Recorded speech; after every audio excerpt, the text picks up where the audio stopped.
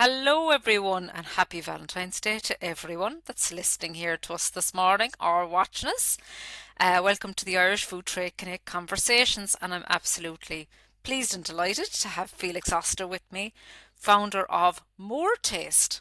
Good Felix, morning. you're very welcome. Delighted to be here. That's fantastic. Thanks for the invitation. Yeah, you're very welcome, very welcome. I'm actually really interested to hear your story because any chats we have had, Felix, I feel I've learned so much just chatting to you. Okay. I love listening to even the experience you've had. So tell us a little bit how you got into the food industry. Well, that's now a long time ago. Like I was studying business administration, and I remember the very first internship that I've had was in the automotive industry, and I hated it. I didn't like that at all. Like I didn't have any like connection to diesel injection systems at all. And I realized I want to do something that like where I have a personal interest in, and I changed the direction that my studies went into food because I was very interested in food myself, and I was very interested how about the business side as well. And business side, I mean more like marketing and research specifically. I was like what always fascinated me was how consumers and shoppers make decisions, what's important to them, and that's what I wanted to focus on. So I changed my studies and then was very happy to have my very first job after studying at a German manufacturer of potato crisps. And that was interesting. I really liked that. So that was Right. like how I got into food myself. Tell us, so in your first study, it was more kind of mechanical, was it? Hmm. Like, so, Yeah. and was that like, I suppose, because I've never worked in anything only food. How did you kind of know? Did you have a love for food, or you just said, I just don't find an interest in this at all. I need to change? It is a combination of both, really. Like personally, I was always interested in food products, not so much in like eating healthy. That came later at a very later stage. But I was always interested in like discovering new products. Even like on holidays, I was always going through supermarkets just for like personal interest. What's different? Is there anything exciting that I don't know yet? Like what kind of flavors do people have in other countries? I was always very interested in that. And I knew that my job was supposed to be in something that I would be having a connection to as well myself. And I really didn't feel that in like mechanical and automotive. I just wasn't interested myself. And that's why I had to change. Yeah, it's interesting what you say because when I was in secondary school, my favorite subject was home economics. Like, I loved it. And that's what brought me into doing food business in UCC. Now, to be fair, food business was very different to home economics, but the naive 18-year-old thought it was going to be exactly the same. And it was either that or home economics teaching. And I'd have to go to Sligo to college, but I chose nearer home to UCC. And that's how, because I liked something I did in secondary school, it was my favourite subject. But I did get a bit of a shock, all right, when I went into college and it was very different. But it's great that, and what you said there about when you travel or you want to see what different, that you're very interested in what the consumer is looking at. And that's of huge importance to what you do now. I mean, without the end consumer, there's no point in making a product. Exactly. Yeah. And I think that's incredibly difficult to achieve. Have a product like to make a product that is good or like different to what's available. That's one thing. But then communicating that to a consumer who only has like a second. I think the average consumer spends less than a second in a supermarket focusing on a single product. And you need your product to stand out in 1 second and make the point of difference. That's super difficult.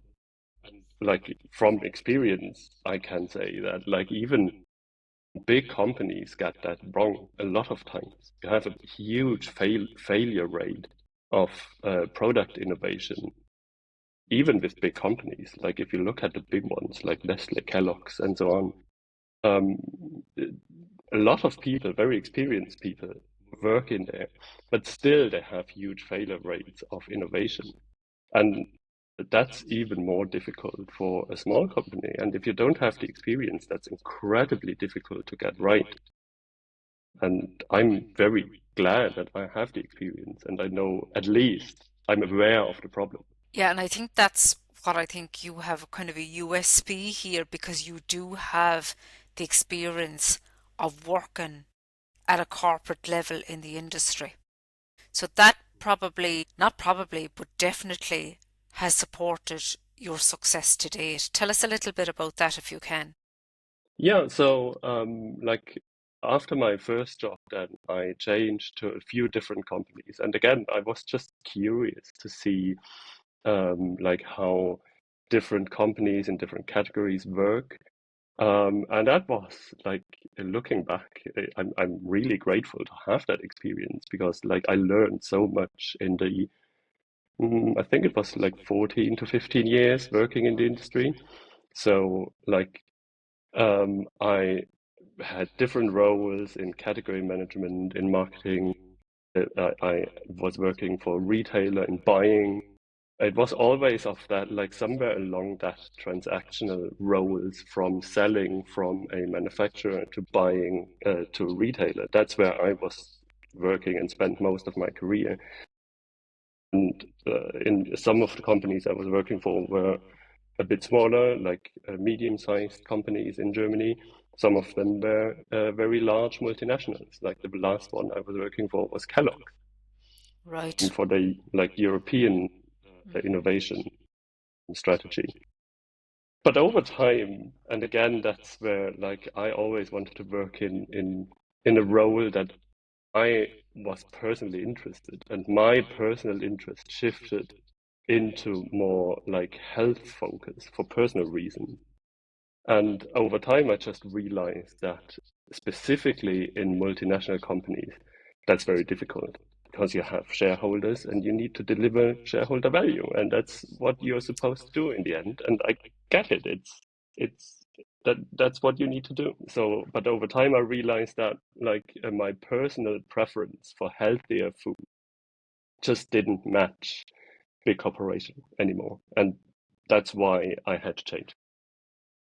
Yeah, and I agree what you say there, especially in a large corporate, because I, for myself as well, I've worked in small and medium-sized businesses and then in a large corporate like the likes of Kerry, and you have huge teams of RD&A people. But how close are we to the actual consumer in a large corporate? And how often does RD&A go right and go wrong? And I suppose because I was in the procurement department, we were very connected with our DNA, but I suppose our job was to buy the materials and they were to get it right upstairs as such.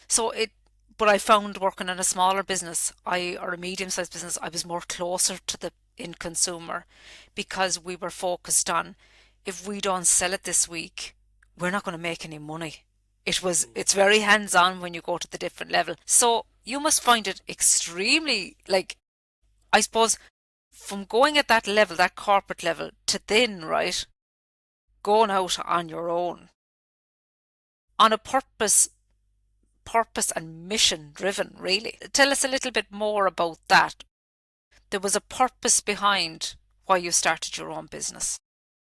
It was, yeah, and it was actually driven by my own health issues that I had. So I like 10 years ago, I was suffering from asthma and I had different allergies, like or various allergies. I had nasal polyps. I couldn't smell and taste for a while anymore. And I just realized it's not going the right way. And there was one event that basically changed it when we were living in Switzerland. A friend of my wife came visiting us, and we decided to like do a hike and walk up the mountains and stay overnight in one of these mountain huts. Beautiful. And like the description was, it's an easy family hike. It's for family. So I can do that, right? I was in my early 30s, no problem at all. But I couldn't.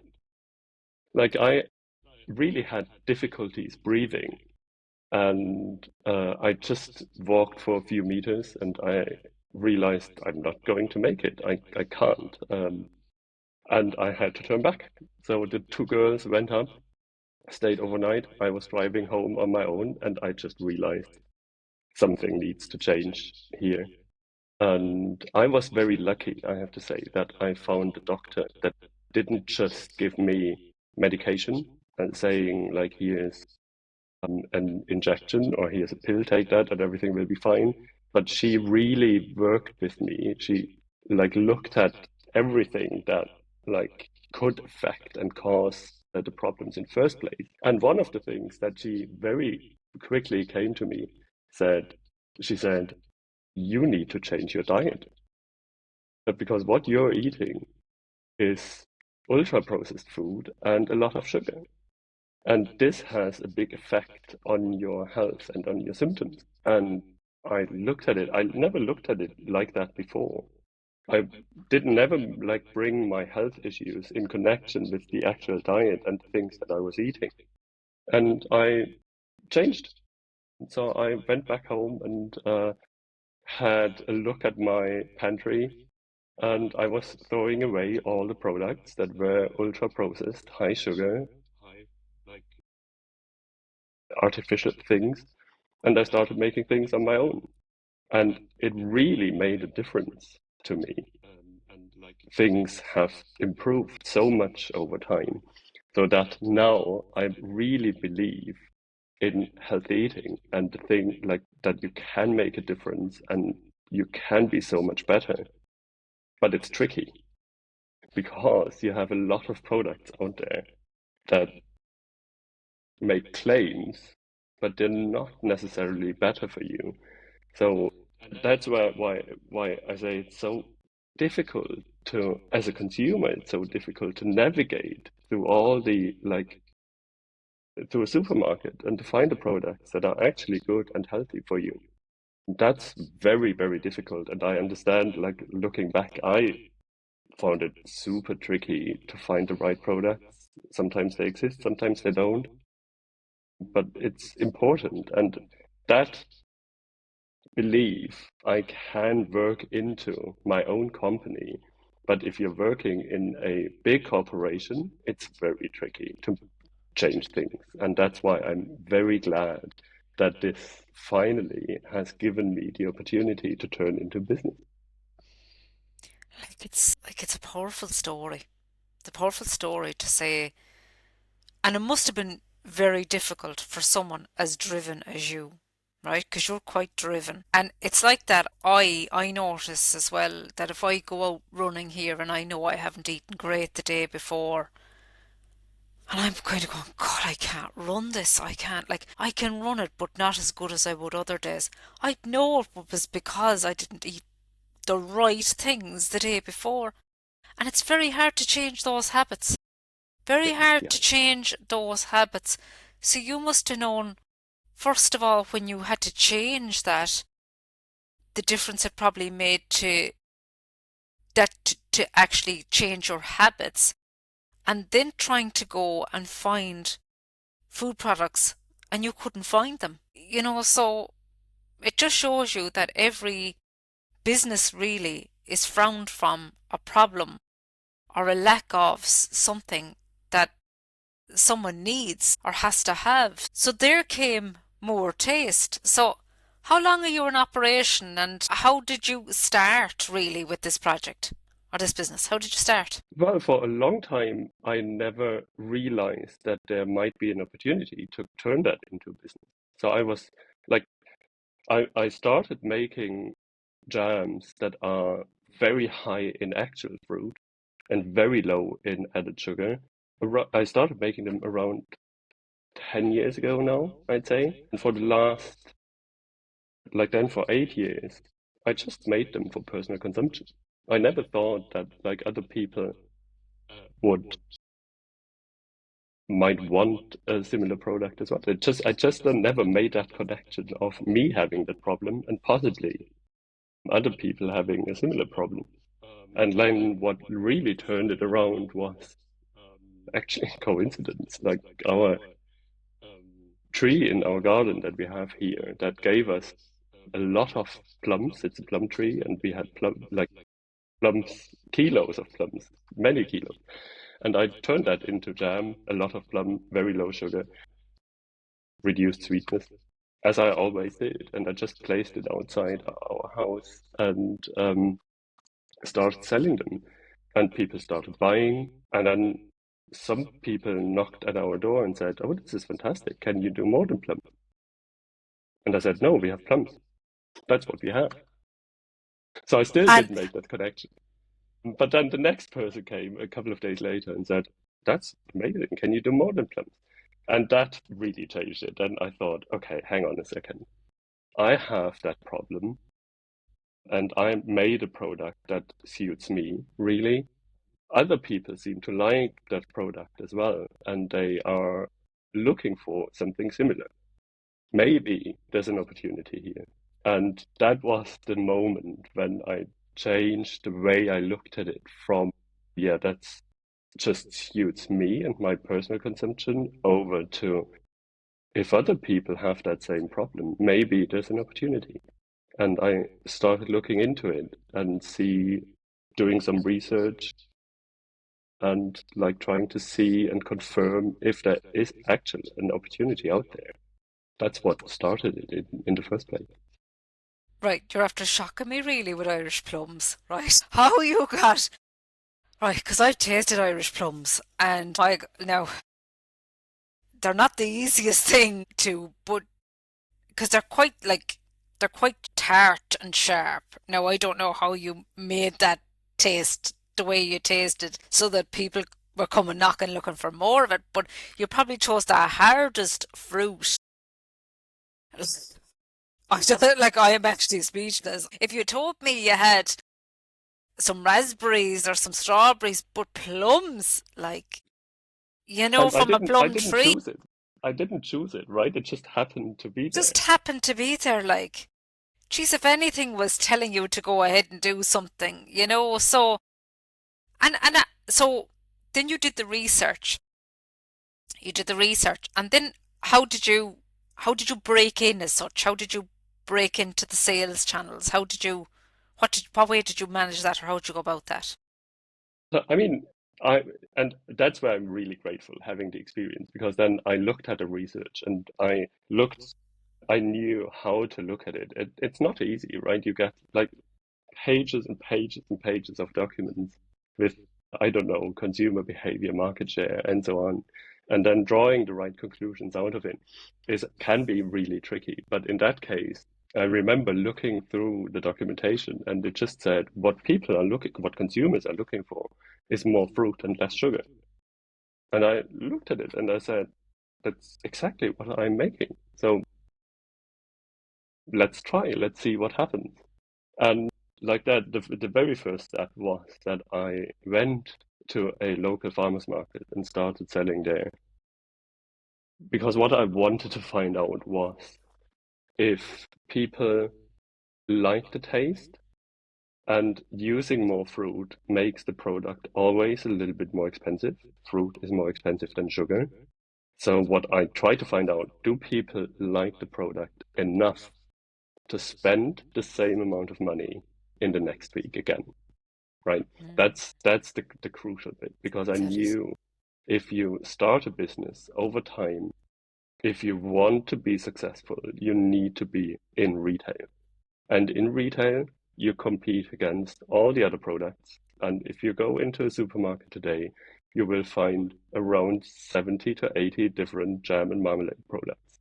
It's a lot of jam and tough marmalade out there. market. Yeah, it's a tough market. So you need to stand out and you need to be different and you need to be competitive as well. And that's what I tried to like find out very early. Is the product as good or good enough for people to buy in the first place? And is it good enough that people come back and buy again? And that was like that's why I went onto a farmer's market first, trying to like to validate basically the product and see if that's something that people want to buy. And then if they come back the next week or maybe a few weeks later and buy the same product again because they like it and they are happy and come back to me. That was the very first step that I've and it has taken time, right? You need to find your packaging first. You need to find your positioning and make the product go out and like spend time on markets and see what the reaction is. But I highly recommend doing it because it gives you a lot of insights how people react and what they think about the product. And people are happy to share their experience. I had people, a lot of people really with positive feedback, but if some people don't like it, that's what you want to hear, right? I want to hear what is the problem? What can I do to make it better? Yeah, it's really good because you're getting on the ground feedback. And that's because going into the retailer or approaching retailers specifically, they they will not list anything that doesn't have a previous. You need to show some sort of evidence that you can sell this. And another very important point you said there is the return sale. It's very easy to sell something once. It may be very easy for someone to pick up something and try it, but it's the repeat purchase week in and week out because that's what moves the stock and that's what grows the business. So that's a very, very important point. And that's an insight maybe that you have over others that they wouldn't see because stock movement, because especially in the retail, if something isn't moving on a shelf, they'll just delist. And it's a very, very, and if it's not placed on shelf as well, so if you're not managing your product on shelf as well, and that can be quite hard for a lot of brands.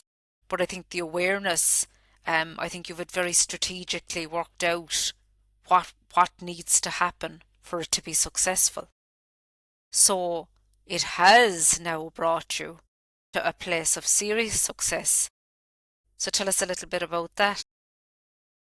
Yeah, so I mean, then from the farmers market, I went on to like that. I mean, there are fantastic supportive programs out there from the retailers that like really give the opportunity to small producers to be on shelf, really, and that's fantastic because that I know in other countries doesn't happen, and that's a Right. big benefit in Ireland that as a small producer you have the chance and you get the opportunity to work with these big retailers and they have programs in place to support you. That's incredibly helpful. And like I took part in a few of them. But again, I think what's really important is to listen to the feedback. And I realized like the one of the first ones or one of the first programs I took part in, the sales was there, but it wasn't good enough to really get going. And that's a very important like time for a lot of smaller brands, I'd say. When you get into your first stores and you get the sales and it looks okay, you get maybe into a few more stores and it looks like you're growing and you're growing. But if that growth is coming from a bigger store, like bigger store numbers only, sooner or later you run into a problem because like what retailers are looking for is a rate of sale. How many packs do I sell per week of that product per store? And that's what you need to work on. So really like get your product to be good enough to sell without you on the supermarket shelf. You're not talking to consumers anymore as you are on the farmer's market. Now the product needs to sell without you, without your explanation and the support. And I looked very closely on the performance and how it actually performed, and it didn't perform as strong as I wanted it to perform, or as for retailers to really get going and like give more space, more stores to your product. That didn't happen. So I knew what I knew was the product is good and people like it. But obviously, there's an issue somewhere that, like on a supermarket shelf, it doesn't stand out strong enough to like new consumers be aware of the point of difference. And I think that's a crucial point for a lot of smaller brands. Then really take the time, go back and look at it. Well, like why is that? Where's the problem coming from? And then change. And make that change before you really push your product and the brand into more retailers, into more stores. Because if you don't have these fundamentals right in the first place, it's gonna be very tricky. Okay, so what you did there was you looked at the different stores it was going into, and you looked at the rate of sales and the differences, because different stores in different locations with different um, economic circumstances or demographics can affect the different rate of sale. Having an awareness of that is is a huge part, because then you're nearly able to advise where your product should go location wise for listings.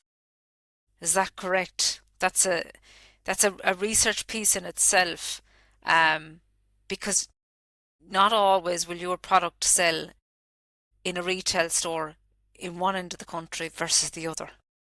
It Exactly. Yeah, mightn't. that's Yeah. one of the points. Like specifically also like the packaging and the communication you have on pack.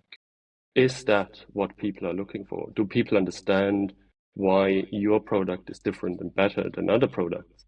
And if that's not right, then people will just buy what they always bought, right? They always had found a solution. It's not that people go into like a supermarket, go out empty-handed. They will find a solution.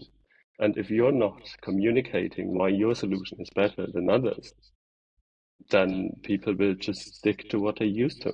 And I think that's really important to get that right. And obviously, I didn't have it nailed when I did my first go. So I had to go back and change and like adapt, and not about the product itself, but about the way I communicate around it. Yeah, Point of difference. And you've seen the sales increase now and the traction from getting your message, differentiating that message.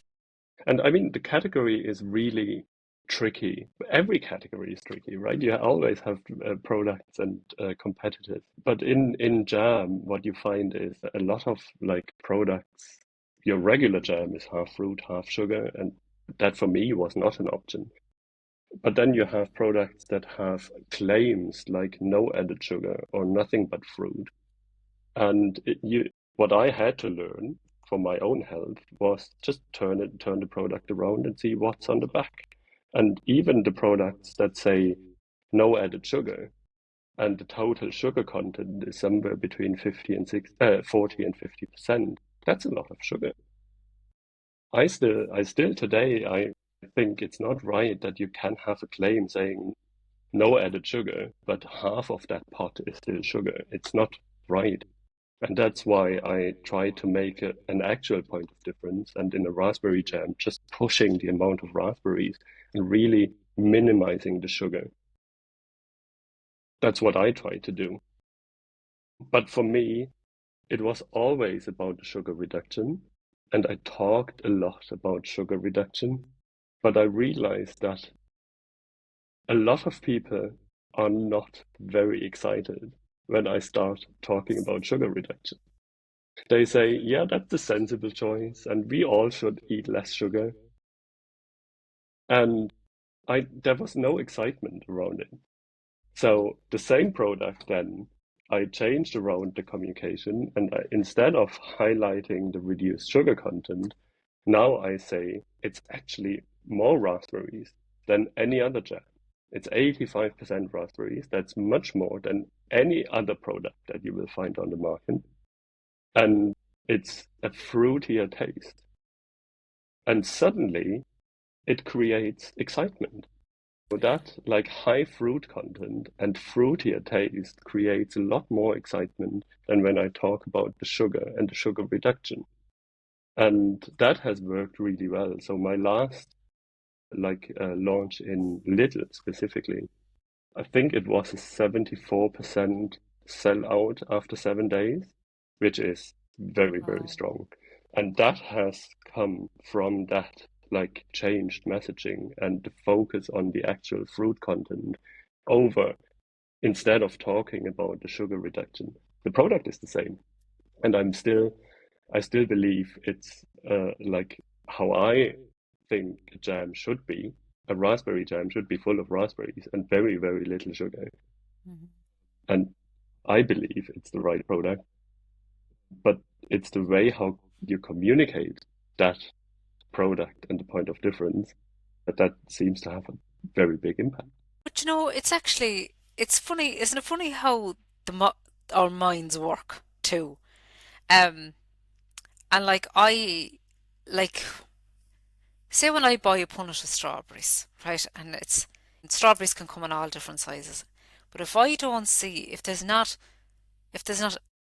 enough individual strawberries in that, never mind the size, and especially kind of at the back end of the year, the strawberries are bigger because they come from Egypt and they're quite a different variety. They're quite different to the Irish ones. And if I see six big strawberries inside in that punnet or 250 or whatever, I just think that's it. I'm not happy with that. I'd rather see about 20 middle-sized strawberries inside in it. Is it the effect that we want to get more of something rather than less, you'd wonder. I Exactly. wonder. You just want to need like food products. The main driver why you buy a food product is gonna be taste. Yeah, and I realized when I changed my own diet, it's very difficult to do that. And if you're very strict to yourself and you completely cut out sugar and you completely like for a while I was going vegan as well and like really trying to cut out all animal products. It's very difficult to do. And over time I realized you have a situation sometimes where it's going to be very tricky to be 100% strict. So, for example, when I was going vegan and I get back home to my parents and my mom makes a cake because she's happy that like I'm coming home and Oh, visiting, and like you have a choice. What do? You can say, "Oh, there's eggs in your cake, so I can't eat it," or you just say, "Is that really going to make a difference if I eat that cake today?" And when I'm back home, like the other 360 days that year, I have a choice that like how I make my cake at home, really. So that one piece of cake wouldn't like have a big impact on my health, but it makes it so much more enjoyable for myself and for everybody around you as well. If you have that little bit of flexibility, I really believe that an 80-20 rule really applies as well. And that's my belief in my own products as well. That I could have gone raspberries only in a raspberry jam and just like a little bit of pectin for the consistency and really not adding any sugar at all. But the taste isn't there. You don't have a nice experience when you buy such a product. It's sour, it lacks flavor. So you need that little bit of sweetness to it to make it a really nice experience. And I believe that like a 70% reduction in sugar is actually really good if you have a product that you really like. And in food, a lot of your food products you buy because you like them. And if you go really extreme and you only like limit yourself to products that are completely free from whatever, it's actually going to be really hard in the long run.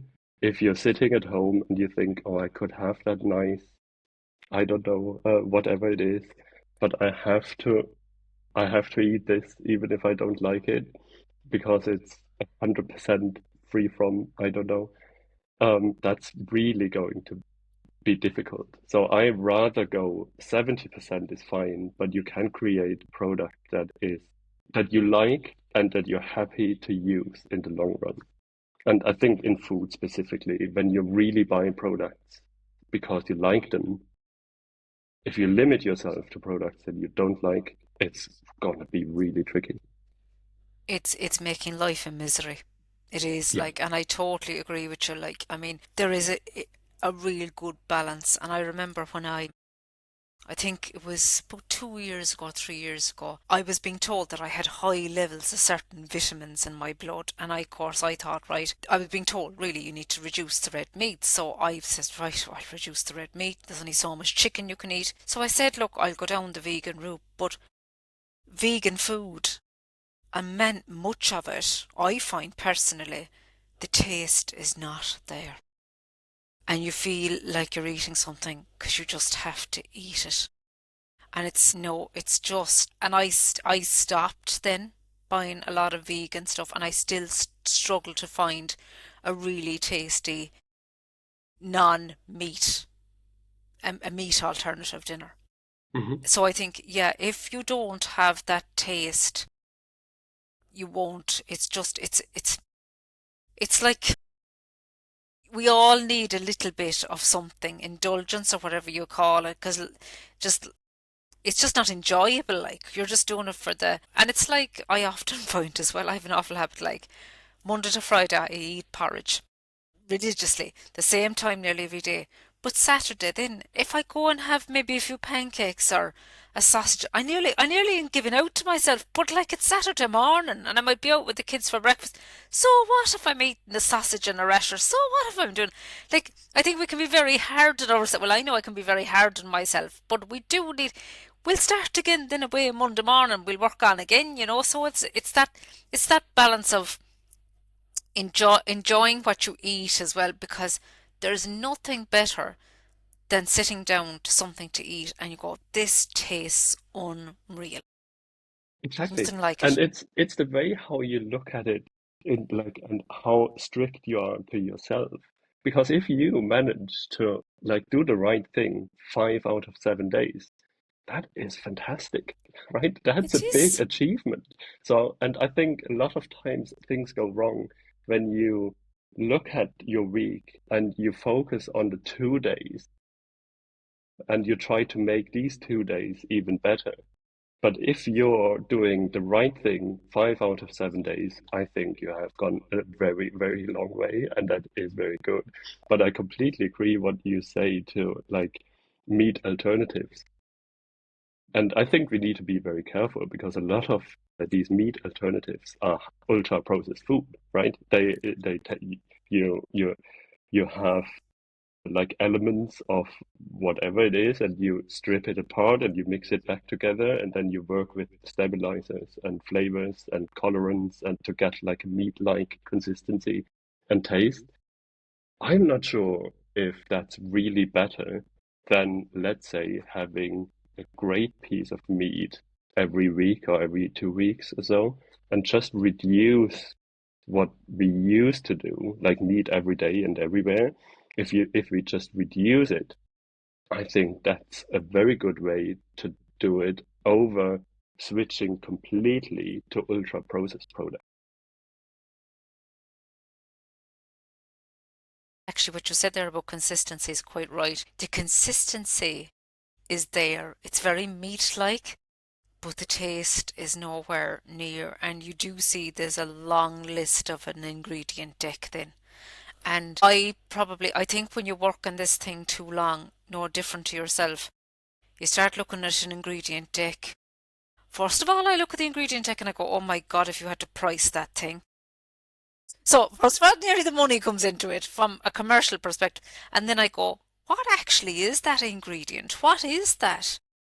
Like, so, like, I used to get asked to source many different kind of things, and I kind of go, I don't even know what that is, or what good would that do if I put too much of that into me?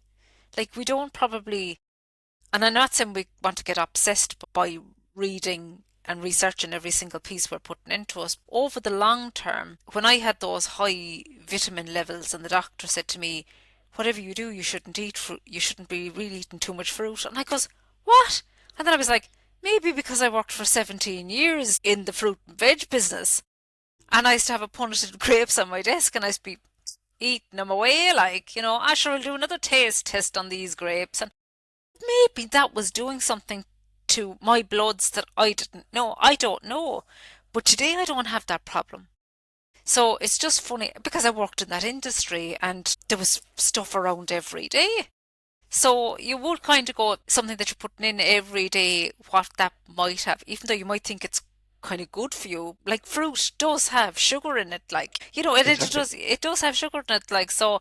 I think we think kind of yeah, it's just something now that we're just talking about. It has kind of come to mind to me that I used to eat an awful lot of fruit, and I did have those issues on bloods. But yeah, it's interesting, isn't it? Very interesting. And I mean, the ingredient list, I try to have my product as little ingredients as possible. And this is a very important point when you can actually make a difference as a food producer because there's always going to be an easy way. Like in my case, when I started making the jams, I was told you need a preservative because you're reducing the sugar so much. You will need preservatives. So the easy route would have been just to put in preservatives and you're fine. But that's not what I want, right? In my jam, I want to have a lot of fruit, a little bit of sugar, and a tiny bit of pectin and nothing else. And there are a lot of people that say, oh, that's going to be tricky. You can't do that. You need to do this or you need to do that. And as a small producer starting off, you don't have the experience.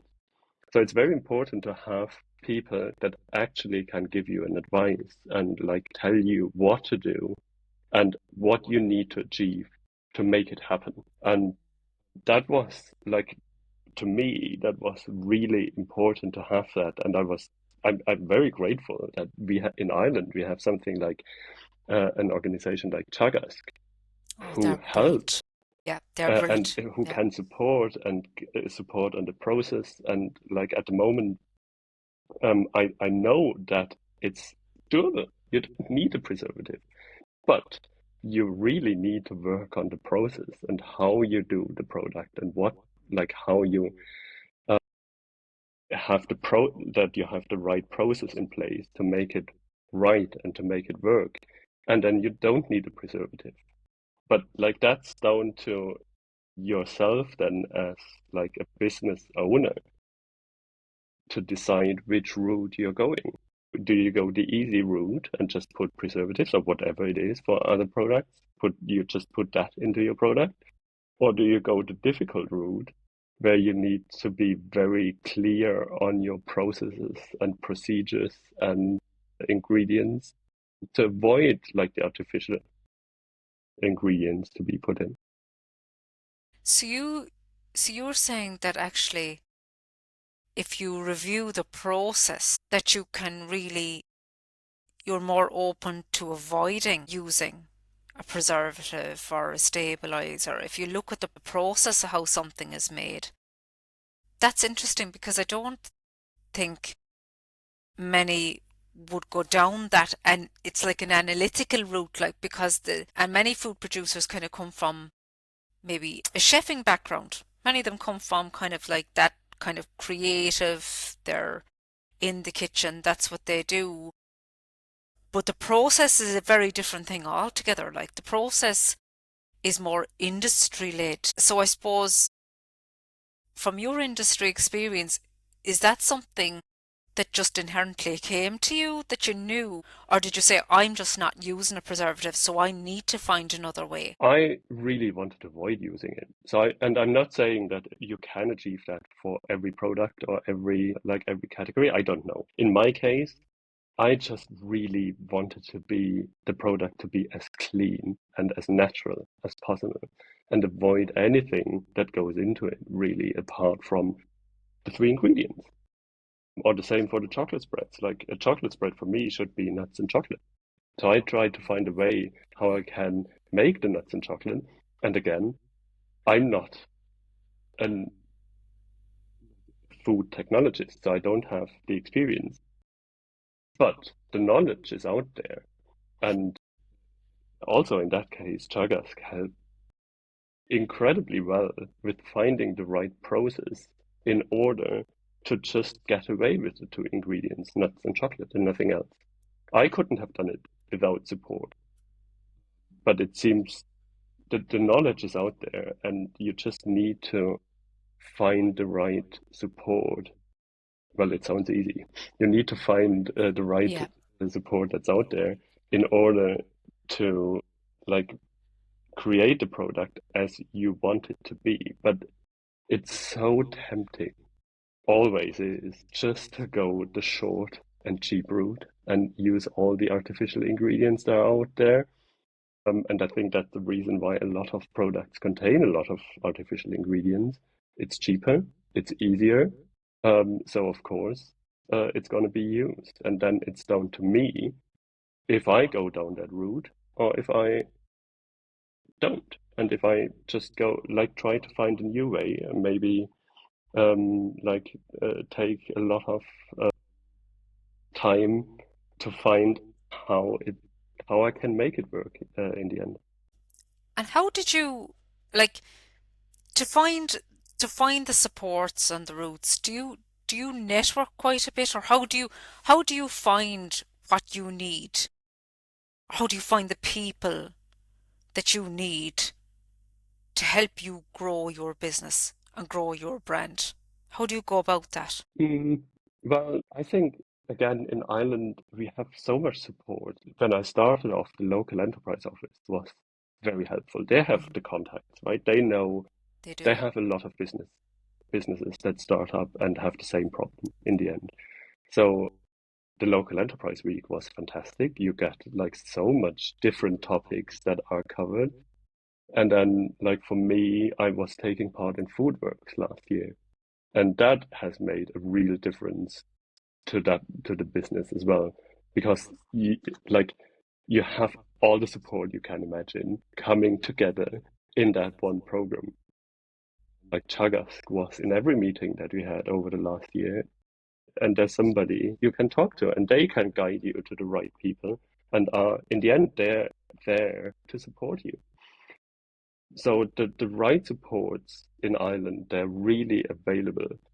It's just like you need to go out and talk to your support. Like, I don't know, like the first place probably would be the local enterprise Press office. And office. then, like, if the Foodworks was really game changer, but like, just go out and talk to people, even if it's your local network. So in Wexford, we have a Wexford Food Producers Network. That's very supportive as well. And there are a lot of producers, big and small, that probably have experienced a similar problem as I have. So that there is a lot of support out there if you just go out and look for it. I think, yeah, because it can be a very lonely journey. It can be very, and it's especially when you're making a product and it's so purpose driven what you've done. It is coming from a real need, a personal need, and then you saw that other people had a need. And that's exactly what gives you a USP, and then you've twisted it around and you've learned from things that you went out there, did. Some worked, some didn't. You took, and one thing you said there earlier about you listened to customers were telling you. You listened to what happened, the feedback from the retailers. That's gold because it can be the easiest thing to talk and pitch sometimes, but to listen to the feedback, that's what helps us grow. So it's an amazing story. And like, where can we buy your products if we want to buy your products? Where can we find them? So the good news is that they're going to be much more widely available very soon. So products are going to be in Dunnes stores from next week. Then they're coming back to Aldi and Lidl in March. and Fantastic. they are going to be in a lot of Tesco stores from May as Right. well. You are flying the country flag. You are nationwide. And tell us, um, as an ambitious person, you obviously have a plan for the next 5 years. What's 5, 10 years look like, Felix? What do you think? Or will you tell us? Very hard. I mean, first of all, what I really want to do is I really want to like make these products available. I really believe that they're better and that there should be. But like what I have in mind is to do something similar to other categories as well. Like if you look at like what people snack, I used to snack a lot, like just eat something in between. I And still am very bold for them flapjack bars and things like that. Anyway, if you have anything in the pocket for stuff like that, so what I try to do is I try to find a product that like has, for example, a chocolate spread as an ingredient and is a very healthy but very natural way of snacking with a very high nut content. Again, very low sugar but natural.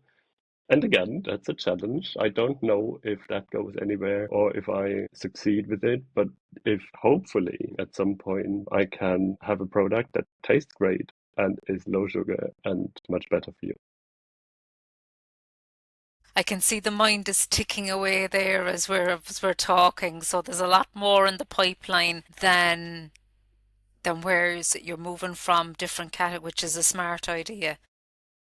Felix, it was an absolute pleasure talking to you. I mean, the amount we've discussed there in the space of near an hour is unbelievable. I think the your own experience can add an awful lot to the food industry, certainly even adding to my own knowledge, and I've been in it a while, and I do love talking to people who understand the marketplace, because if you don't understand it, it's very hard to break into it. I wish you the very best of luck with the rest of the listings, and thanks so much for joining me. Thank you very much for the time and thanks for having me as well.